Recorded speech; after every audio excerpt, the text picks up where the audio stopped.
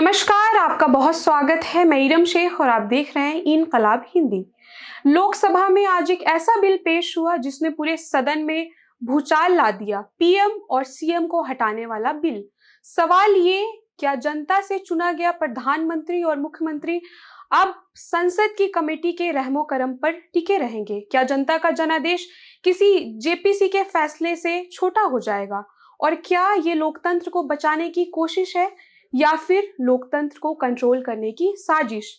सरकार कह रही है ये बिल जवाबदेही लाएगी, पारदर्शिता लाएगी और जनता के भरोसों को मजबूत करेगी। आइए सबसे पहले समझते हैं कि बिल कहता क्या है। इस बिल के मुताबिक अगर प्रधानमंत्री, मुख्यमंत्री या कोई मंत्री गंभीर आरोपों के घेरे में आता है तो उसके खिलाफ जांच शुरू होगी। जांच की जिम्मेदारी होगी ज्वाइंट पार्लियामेंट्री कमेटी यानी जेपीसी की। जेपीसी को 31 दिन के भीतर अपनी रिपोर्ट देनी होगी। अगर रिपोर्ट में पाया गया कि पदाधिकारी पर लगे आरोप गंभीर है तो उसे कुर्सी छोड़नी होगी। सरकार का कहना है कि ये कानून भ्रष्टाचार और गलत कामकाज पर सख्त नकेल लगाने के लिए लाया गया है। सत्ता पक्ष का दावा है कि इससे जवाबदेही बढ़ेगी, सिस्टम में पारदर्शिता आएगी और जनता का भरोसा मजबूत होगा। सरकार का कहना है अगर कोई बेदाग है तो जांच अपने आप उन्हें क्लीन चिट दे देगी, लेकिन गुनाहगार चाहे कितना बड़ा नेता हो 31 दिन के भीतर जवाबदेह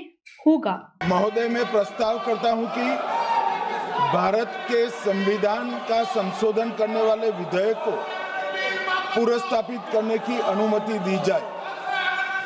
महोदय, मैं प्रस्ताव करता हूं कि जम्मू कश्मीर पुनर्गठन अधिनियम 2019 का संशोधन करने वाले विधेयक को पुनर्स्थापित करने की अनुमति दी जाए।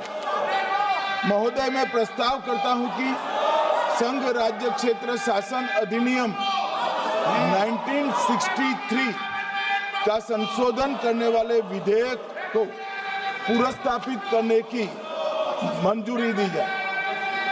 अब सबसे बड़ा सवाल यही है, क्या ये बिल सच में भ्रष्टाचार पर सर्जिकल स्ट्राइक है या फिर ये लोकतंत्र की नींव हिला देने वाला कदम साबित होगा? क्या चुनी हुई सरकार अब जनता से नहीं बल्कि संसद की कमेटी से चलेगी? फिलहाल पीएम, सीएम और मंत्री को 31 दिन में हटाने वाला बिल सांसद और राजनीति का सबसे बड़ी बहस बन चुका है और देश की निगाहें टिकी हैं कि ये बिल जनता की जीत कहलाएगी या लोकतंत्र का सबसे बड़ा प्रहार। लेकिन वही विपक्ष ने इसे लोकतंत्र पर सीधा हमला करार दिया। कांग्रेस महासचिव प्रियंका गांधी ने कहा सरकार इसे भ्रष्टाचार विरोधी उपाय बता तो रही है, लेकिन असल में ये जनता की आंखों पर पर्दा डालने जैसा है। वहीं राहुल गांधी ने भी इस बिल की तीखी आलोचना की और कहा ये कदम विपक्षी नेताओं को निशाना बनाने और राज्य सरकारों को कमजोर करने की साजिश है। You must have heard, and I'm sure all of you have heard of the new bill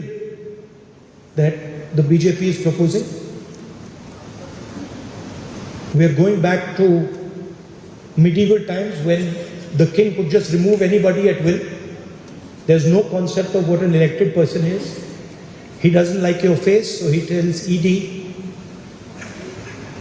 put a case, and then democratically elected person is wiped out within 30 days. This is new. RJD सांसद मनोज झा बोले ये bill आरोप और दोषी के बीच का फर्क ही मिटा देती है, यानी सरकार जिसे खिलाफ चाहे बिना सबूत कार्रवाई कर सकती है।